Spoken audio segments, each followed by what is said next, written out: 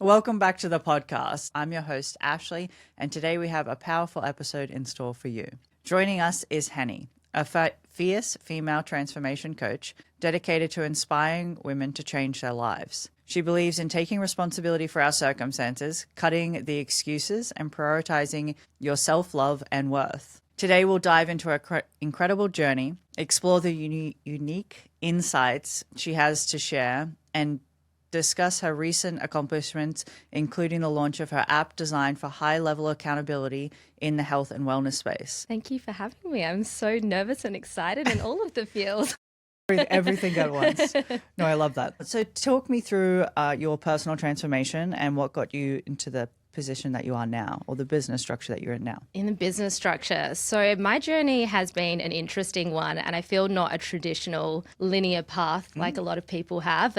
I started off as a kid who was super unfit, was always picked last in sport, not athletic. I genuinely pretended to have asthma to get out of sport because I hated it so much and I was just terrible at it. And then I got a little bit older, got into uni, was studying my law degree, and I did a boxing class. And I'd never done boxing in school. It was always running and hockey and netball, and I was tragic at all of those sports. And I did this boxing class, and I was like, fuck, oh wait, am I allowed to swear? Of course you can. Say whatever you want.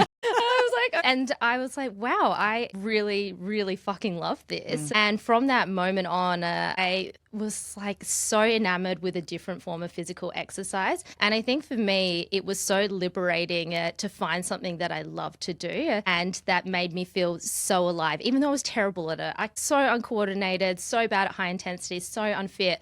But I was addicted to the feeling. Another calling from the universe. I've kept on applying for receptionist jobs, and I got this receptionist job at the gym. And I was sitting behind the desk and loved my job there. I was one of these sickos that genuinely loved being a receptionist at this gym, because when the clients would come in and they would be feeling terrible, sad. And then I noticed that every time they were leaving their sessions, they were just so uplifted and they were so happy and they're like waving and they're bubbly and they're going out. And I was like, I want to make people feel that good. I want to be a part of people's journeys and stories to make them feel that good. And so I started doing my PT, like breaking out of the norm of doing the law degree and breaking all of the idea of what I was going to be in that path. And I started off with this high intensity class called Beachbody, which included 100 burpees, which I actively would do the whole class with the clients too. I genuinely look back at how fit I was and think, how? But a moment in time, just right? loved it. And then I really rapidly grew. So from that Beachbody class, there was a wait list. I was completely booked out within literally 6 months as a PT, which is unheard of. Moved into a boutique gym with my friend and grew out of that space so quickly. And within a year, I owned my own gym with hundreds of women. It was this Embody studio in Adelaide. I was loving it, loved being a PT, loved everything about it, except for the fact that I think I grew so quickly as a PT and so rapidly, I kind of missed the stepping stones that happen in between in terms of accounting and bookkeeping and things like that, and prioritize being a coach, which I was meant to be doing and being there for my clients, but I didn't prioritize actually scaling out a business model to that capacity, having other coaches that I trained up that could help me out, having cleaners that would come into the space and do the cleaning space, having a bookkeeper that would really look after it. So I was so young at the time, you don't really think about those things. You're just like, oh, amazing, I'm growing, I'm getting all these new clients, this is incredible. Anyway, one of my accountants, who was terrible at the start. And then I went to a new accountant and he was doing my finances and he was like, okay, and so you've got like that $60,000 for your personal tax, which is due in 3 months. And I was like, what? And he's just like, your personal tax that's meant to be like also being put aside. Sort of, no one had told me about running a company and what I need to be putting aside or anything. Yep. He's like, you need to make in 3 months this money. Like you can't do installments on this one. Like you have to pay this one. And I just sat there and I was like, what the fuck am I supposed to do? Yep. I was already exhausted, already pushed to my limit. Yep. And I was like, he's like, you're just going to make money. Like you're going to have to make money, or you're going to have to ask for a loan, or you're going to have to do something. And I would never ask for money. I would never ask for a loan from my family. I'm like, if I get myself into something, I fucking fix it myself.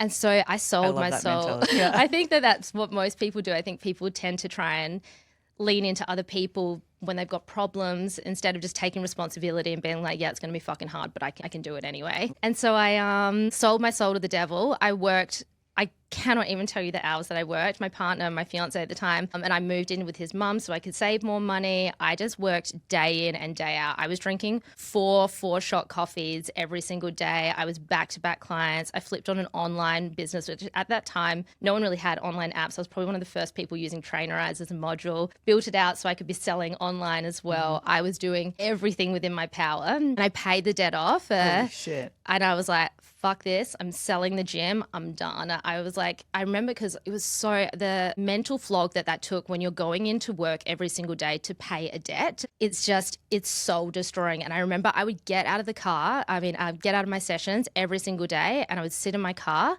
and I would bawl my eyes out and call my sister, and on the drive home, and she would remind me, like, you can do this, just keep on focusing, like, you can get yourself out of this. And she honestly saved me at that time. And I had some really incredible clients too that were just amazing. And I think they knew what I was going through and just so caring. And like, it wasn't their job too, but they loved me and they loved everything that I was doing. So they would be extra amazing. Sorry, I've gone into a long depth about this. Okay. But yeah, so I sold the gym and I was like, I'm going to live life to the fullest. That's not living. That's not living, and I don't want to sign up for that. And I just had a feeling that I needed to be in Sydney. And so I applied for so many different jobs. And then I got a job with EHP Labs. And then I also got a job with Lauren Simpson Fitness and Workouts by Cartier. So Cartier Elise Henry, who's a Miami-based fitness influencer. Okay. And so I was going over as a fitness expert for the brand who would be in the back end of the app. I was going to Sydney. It was terrifying. I was leaving my fiance and my dog in Adelaide and taking this risk and being like, okay, I'm going to go and work for an app. But I just knew in my heart of hearts that I had to go and do that. And I worked in the app, and then I was working in the back end, and then I really fell in love. Lauren and I connected really quickly at the start. And she just really trusted me from the very get-go because I was the type of person that I saw windows of opportunities. I'm like, no, we need to do this more. Like one day we were out at a kitchen shoot and she did something. She dropped a bottle lid into the food and she looked up at the camera and she was like, fuck. I was like, Jeffrey, keep on rolling out. And I was like, we have to use that as a hero. Like, we need to show more of her personality and let's really show her personality to the world. And that's how I became the content strategist for the brand. So I was completely doing a different role that I'd never been. And then within a year, I became head of brand for Lauren Simpson Fitness. That's phenomenal. With no marketing qualifications or anything. I just was so passionate, and I'm the type of person that I'm all in with everything. Straight away. And so I was doing that and then moved into Lauren's activewear brand. All along, I just knew that I'd given up on a dream because I was too young and too naive to understand that dream at the time. I knew deep down that I was meant to be helping people, and I love fitness just as much as I did the day that I stepped away from it. But I think it was an almost escapism for me to go to work for other brands and to do other things. I think I was running away from my fear of failure, and I was too scared to put myself out there and be vulnerable again, because in my mind I'd perceived myself as a failure for fucking up with my accounts and giving up on the gym and closing it in that way. But I think that I'm such a firm believer that everything has to happen in life so that it can happen in the way that it's going to happen. The way it was meant to, right? Yeah. And so I feel that the years that I had working in the back of a fitness app, content creation, content strategy, all of the skills in terms of paid advertising, email marketing, all the people I connected with really set me up in the most incredible way. Because when I launched my app at the start of this year, I'm so much more prepared than I could have ever dreamt of. Like, it's not just like a new thing that I'm launching into it. I'm like, no, I'm going to do this fucking amazing. And I'm thinking of the mindset of someone who's working in one of the biggest fitness apps in the world, but running it by myself and trying to do that all by myself. So it's a lot of pressure, but now I know more than ever, this is exactly where you need to be, and you know exactly how to do it to scale this beast and just blow it up. Even though your journey was like scattered, right? Yeah. Like you said, not linear. Was in a way that you can connect that everything that you did until this moment took you to the exact moment that you needed to be in order to do what you want to do. It had to happen that way so it could happen this way. And I think that it's one of those things that it's really easy as a human to look back at the past and decisions that you made and being sort of hard on yourself and hypercritical of the things and decisions that you've made. But if you instead get the perspective of looking them that they are creating the stepping stone in the path to push you to the place that you have been, and whether that's you're feeling that you want to do something again and you're like, no, I'm really hungry still for it. You can use the past not as something to demotivate you, but to inspire you for the next step and for what you're going to achieve in the next chapter. That's phenomenal. Your mindset and viewpoint on things is fantastic. Oh, thank you. And very powerful for anybody listening or to take away from this is that the positions in which you get yourself into, or as in your case, the debt that you had acquired, you can most certainly get yourself out of it if you just take a second, realize that you can do it, and then go full.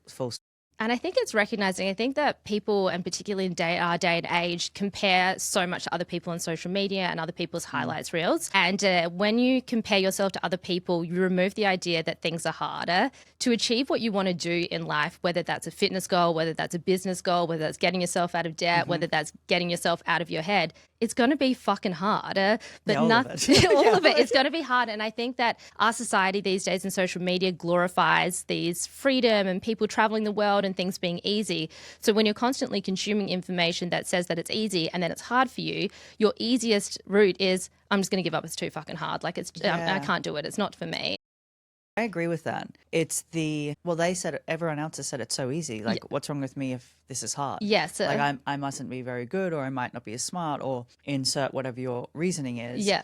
But everyone else has just not told you that it's actually hard. They're not showing the grind. You're seeing people's highlight reels. You're not seeing the days that I'm bawling my eyes out and I'm feeling overwhelmed and I'm like, everything's on fire. Like, you're not seeing that. You're seeing the end product and you're seeing all of those things in between.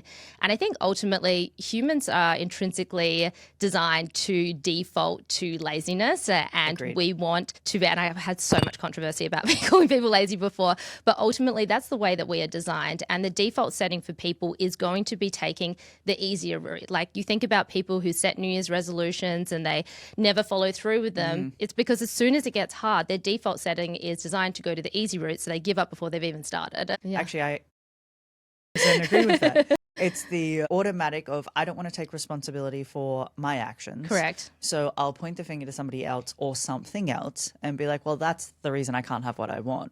It's just or I can't reach my goal because insert reasoning. And I think the other thing that people fail to do in that capacity is they fail to understand themselves and do the inner self work that if they've done things multiple times in the past that they need to change and evolve and rewire their brain, and they need to figure out, how do I think in a different way? How do I approach things in a different way? How do I see different things in a different lens? And that takes a lot of self work, which people, again, are lazy and they want the quick fix. They don't like the delayed gratification and they don't like having to wait for the things to come. So at the end of the day, they take the easy route and then they complain on social media and they complain to everybody that will listen that they're not in the place that they want to be. They're not happy with their body. They're not happy with their job, their life and everything in between, but they refuse to take responsibility to actually put in the work. The hard. The hard. Work. The hard work. And it's hard work. Like, every single thing that I've achieved and all the milestones, it sounds amazing on paper. Like, when I say it sitting here, I'm like, wow, that sounds like an incredible. It sounds phenomenal. And it has been the most phenomenal journey, but it's been fucking rough. Like, it's been hard hours, stressful hours, a lot of education, a lot of upskilling, like a lot of weekend work, night work. Like, it's not for the faint-hearted. And if you're sitting here and you're wanting to achieve great things, you have to say, you know what? I'm going to have to hit some fucking dark corners of my mind. I'm going to have to push through them and I'm going to get there. And I just have to have that belief in self and just chase that dream. I agree with you. And it's also I think having people around you is very helpful. Like, who you surround yourself with 1000% matters. Correct. If you're with 4 people who are lazy, you will be the 5th. Just like if you're around 4 people who have that innate drive to want to succeed or create something of impact, you'll be the 5th. I think that's so true. And I think it's like they say, the saying is, you are the reflection of the 5 people that you spend the most time with, right? Yes. So if you're electively, and again, it's a choice who you hang out with. And I think people forget that you have a choice who you surround yourself with and what circles you hang out with. And if you've got something that's deep down lingering within you that you're desperate to do in life, you need to align yourself with the right people. And you're going to lose friends over it. You're going to gain amazing friends. And I think that deciding who's in your inner circle is maybe one of the most important decisions that a human can make, because they're going to be the people that uplift you and push you to achieve the most extraordinary things. And I think ultimately humans sometimes just need someone to believe in them more than themselves to chase that dream. And it's like, I say this to my clients that I'm like, I'm the person that believes in you more than you can possibly ever imagine. I'm your wings. I help you. I give you the wings and I just give you a little nudge and I help you to fly. And sometimes that's all it takes. You just need someone to be like, you know what? You can do this. I believe in you. You've got this. And it gives you the power to do the most extraordinary thing. And I think a lot of humans don't have that support network and they are terrified to leave their bubble because they just don't have that support there. Yeah, the comfort zone will kill all dreams. And venturing out of the comfort zone, like you moving from Adelaide to Sydney, you're now in the Gold Coast, is literally pushing yourself outside of the comfort zone and pushing yourself to the limits. But that's where the growth is. And I think that another default setting of humans is to sit in comfort zones. So your mind is always going to be looking for the avenues of comfort. It's always going to be pushing of how can I be more comfortable? How can I be safe? How can I be this? But if you are unhappy with your circumstances, you need to go to the uncomfortable. You have to be willing to go to those spaces and be like, I'm fucking terrified and I don't want to do it, but I'm going to do it anyway. Yeah. And my mindset of that is always like, fuck it. My mentality is like, fuck it, what's the worst that could happen? Literally. Right? If it's you decided that you want to start a business and it fails, okay. We just pivot and go somewhere else. 100. And I think that people are so afraid of failure and they don't understand that to get to and all of the most successful people that people aspire to and look up to have a pathway of a million failures in between. And you just have to recognize that it might not be perfect the first time, but you get so many other opportunities to try it again and again. No one's really watching, particularly at the start. I think people are like, oh my God, people are watching everything that I'm doing. At the start when you're building businesses and you've got opportunities to try things, throw mud in the wall, see what sticks. And if it doesn't, then you just try again. And people think that other people care more than they actually do. Yes. People care about themselves. They don't have the time to think about you and what you're doing and if you failed or not. I think that is extremely true. And I think a lot of people in their minds in every single day, like if they have, for instance, an encounter with someone and it's not a good encounter, that person's already forgotten and like gone off and you're over analyzing it and you're overthinking and you're spiraling out. You just can't hold on to that sort of thing. No. You've just got to sort of acknowledge. And I think one of the easiest way people kind of set themselves up for failure is they don't acknowledge that their feelings and so they try and push them down. And I heard this the other day in a podcast where they were like, it's like if I say think of an animal, elephant, and then you're like, all I can think about is the word elephant. So the same thing goes in how you evolve as a human and learn to pivot quickly when things happen in life. You just have to acknowledge there's an elephant in the room and then focus on what you're actually wanting to focus on, a monkey. 100% agree. One of your quotes is the exercise is the anchor for anything that you want in life. And when you break through a mental barrier in the physical pain, the mental barriers you experience on a daily basis will be broken through. Take me through that thought process. I feel that exercise for a lot of people becomes a place where they're punishing themselves because they want to look a certain way in terms of their body. They're punishing themselves for the food that they've eaten on the weekend. They're punishing themselves because they're unhappy in themselves. Exercise, when you change the narrative of how you go into it and you look into it, can be the most liberating thing that you do in every single life. Because ultimately, when you are, for instance, doing burpees, I'm going to say burpees because everyone hates them. I was going to say, do you actually like burpees? I actually love burpees. Wow. Right. I'm the sicko that loves, I mean, it's a full body exercise, the adrenaline rush. And again, this is a mental barrier pushing through. I think that that's a discomfort thing. I don't love them as in like, oh my God, they're so comfortable and they're a breeze. I like the feeling of the fact that in my head, you say, I can't do this. It's too hard. It's too much for my body. I'm too tired. I've got all the bullshit excuses running through my head and I've got this full on bargaining of my head like, oh, you shouldn't do this. You've done enough today.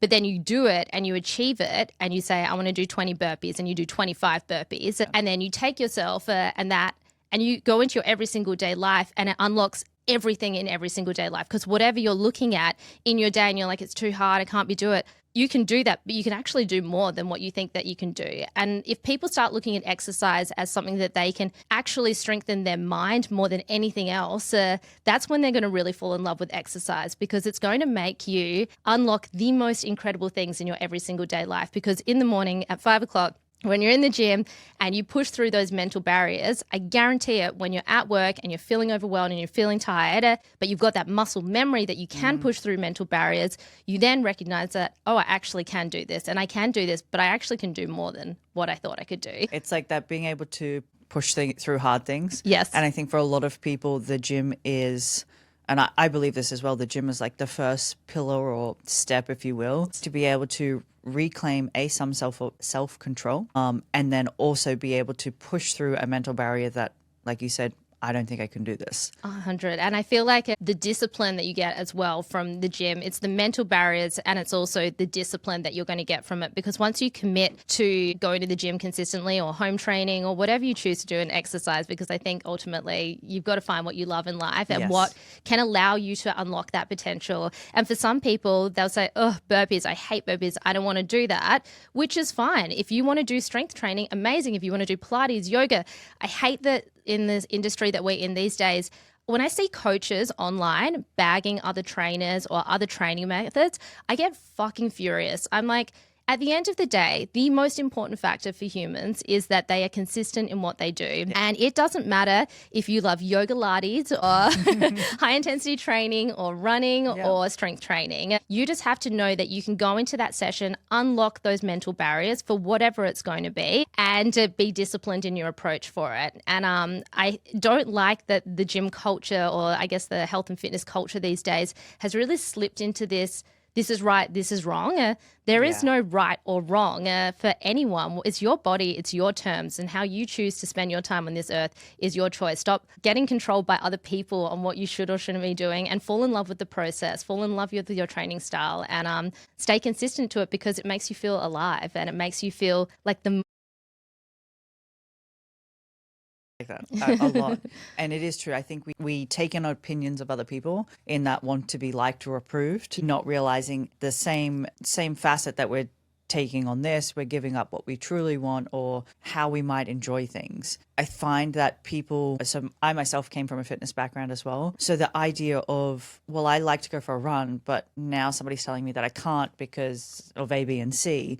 Well, I just won't do anything because I don't enjoy that. And I think that's how the easiest way that people derail from training is because they try and do something that they see a fitness influencer online and they aspire for that body type, and they've got someone brainwashing them into their style of training, and you build out this community that you constantly are saturating. Obviously, the algorithm is designed to show you one player and then the next player and then the next player, and before you know it, you've got all of these people telling you you have to do RDLs and hip thrusts to be happy and successful and to have an amazing body. And so you start brainwashing and you're resisting it. You're resisting this and I hate doing these exercises and I don't want to go to the gym today because it's boring and I hate sitting around. It was the easiest way and when I got into Sydney, it was very much the bodybuilding community that I shifted into. And I was doing the sessions. I was like, right. And that was I was so influenced by my surroundings and the people. And I hated the sessions. I would sit there and I've got head noise when I'm training. I need loud music. I need to be moving. I like to be sweaty. I was sitting there for like 2 minutes with the rest breaks in between thinking, why am I sitting here doing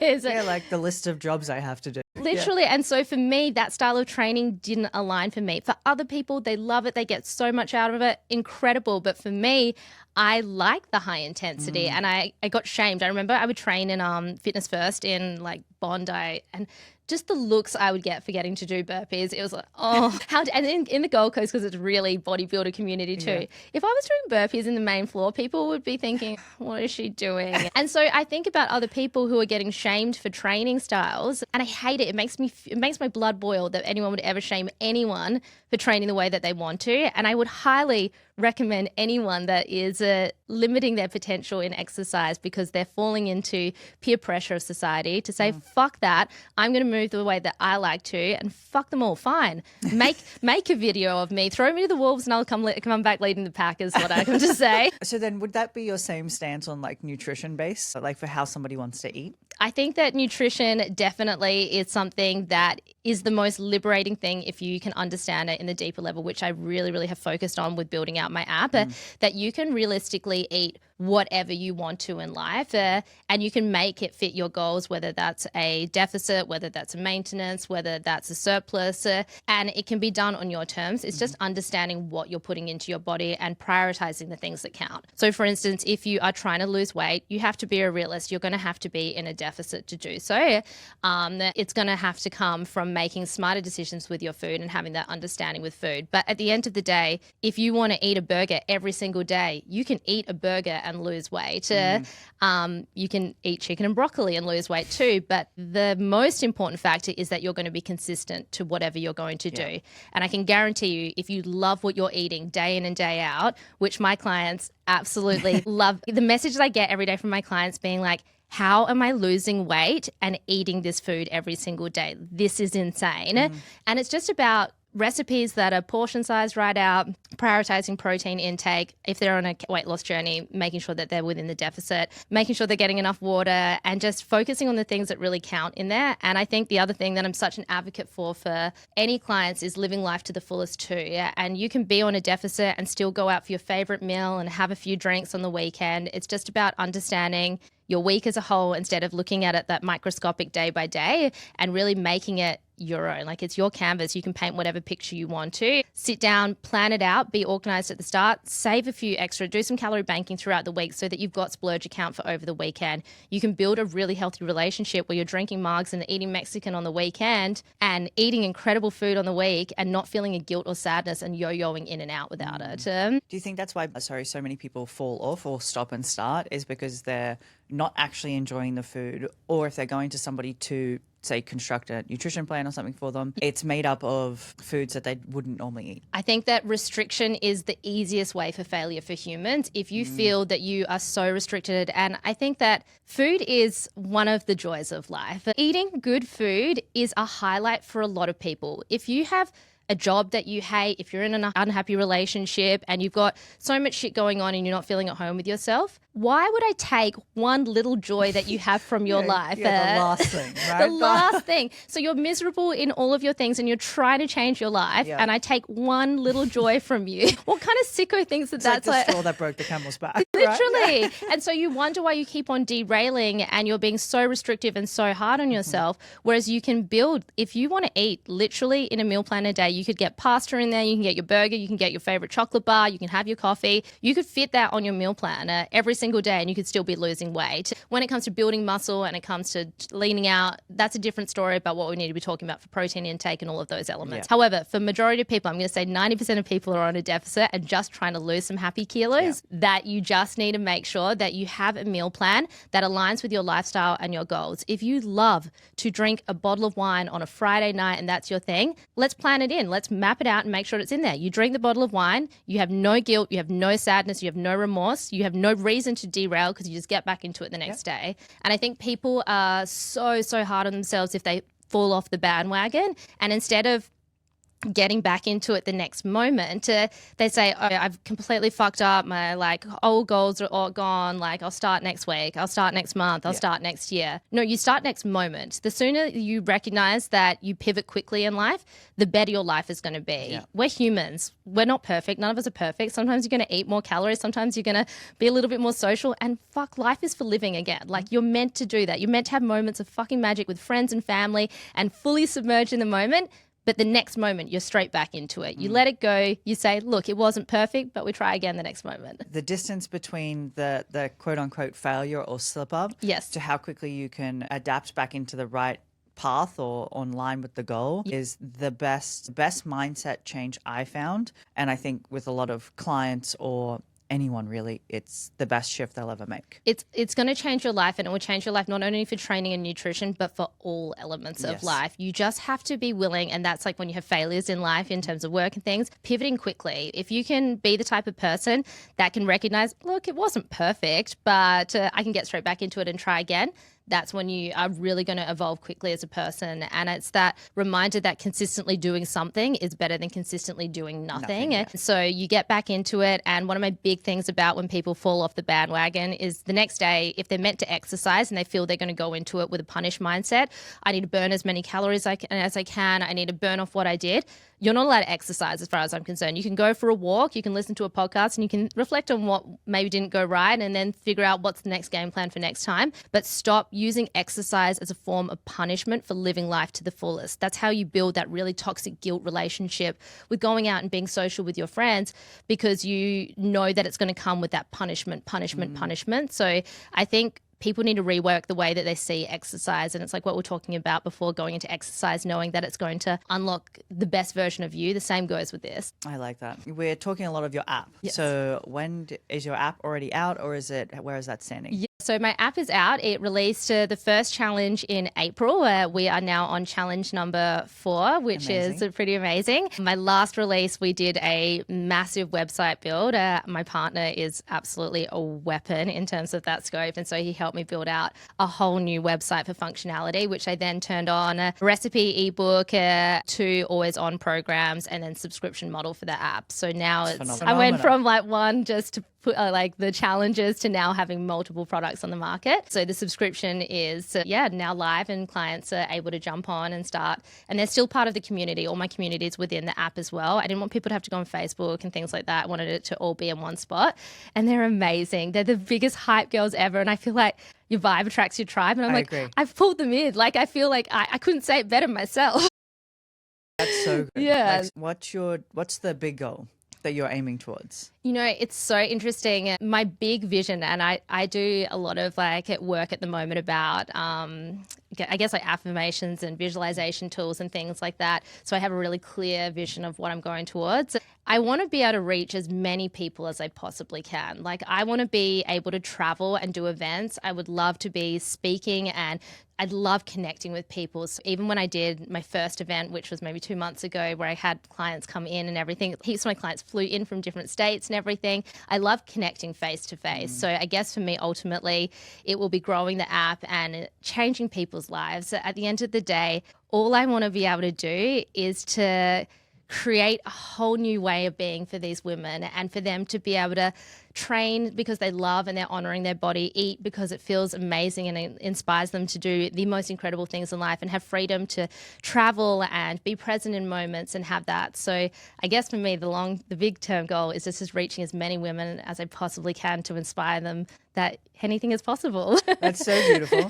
Do you focus on mindset as well? Yes, massively. And that's within the app too. So one of my big things about the app was that I didn't want it just to be training and nutrition. I really wanted it to be working on the mindset. And so each week with the challenge at the moment, they have an educational module and a workbook that they do as well. So for instance, it could be overcoming procrastination, understanding why you're doing procrastination. Last week's module was all about overthinking and understanding the psychology of overthinking and how to actually recognize the habits that you're doing so that you can be aware of them to then unlock version of self. I love the mindset element. I'm all about mindset. And I think that's why my clients really love this experience, because it's not just another fitness challenge where it's all about getting shredded and losing weight as the primary focus. It's about creating a lifestyle and a way of being where you don't want to finish the challenge because you love it so much. And you're like, I love being the person that I am and being motivated and driven and inspired. So yeah, I think it's a very different approach to a lot of fitness challenges. It's also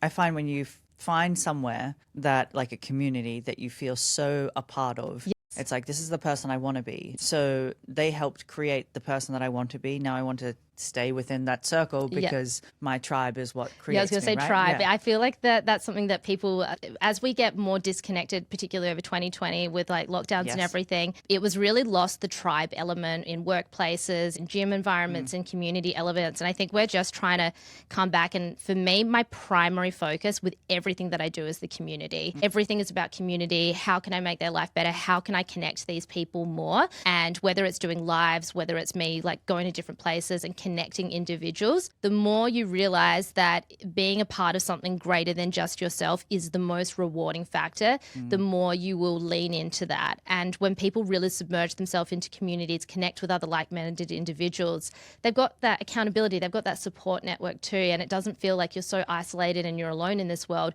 You've really got people around you, which that's how humans are designed. We're designed to have tribes around us. We're designed to have community and work with people and connect with people. And if you can do that and less isolate yourself, the more you're going to get out of life and the more at home you're going to feel with yourself. I like that a lot. For anybody that's listening and they want to take that first step into whether it be fitness, nutrition or anything like that, where do they start? Just start.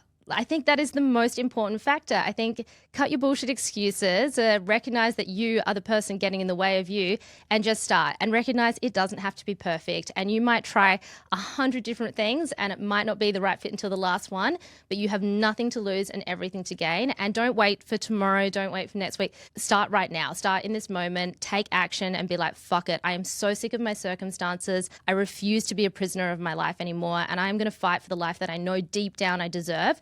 But it's going to take some self-work. It's going to take some cutting of my bullshit excuses. And it's going to take sometimes believing in myself even if I don't want to, and recognizing that you just have to follow the plan and not your mood and show up day in and day out, rinse and repeat. If you're not motivated by that, like I was like, okay, let's go. Let's go.